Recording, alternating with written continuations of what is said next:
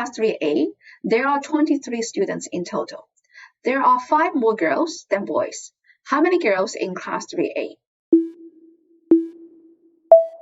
When we show this question to students in grade 3, 4, 5, they can quickly identify that the keyword more, that means we need to use subtraction.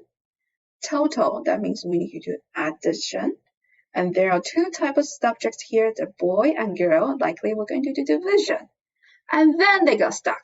They don't know what equation should they write next. The trick of solving this question is to rewrite this question using a number 9. Let me show you how to do it. So we are going to use a line to represent total number of boys. So each 1 unit in the number 9 here, it's representing 1 person. And then we're going to draw a second line to represent the number of girls, because there are 5 more girls than the boys. So this line has to be longer than the first one. How many units longer? Exactly 5 more units. 1, 2, 3, 4, 5. 5 more girls. Okay, number of girls.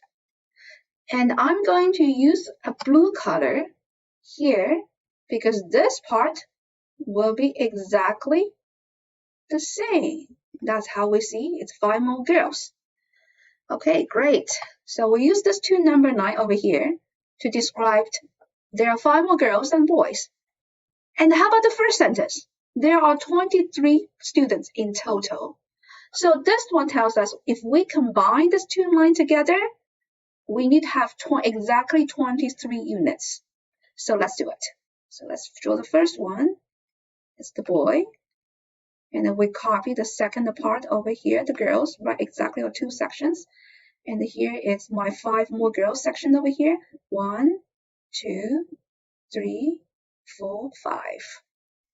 And I'm going to put in the color here. They are the same number of units here. Okay, so we copied 2 lines over here. Boy, it's here. Girl, it's here.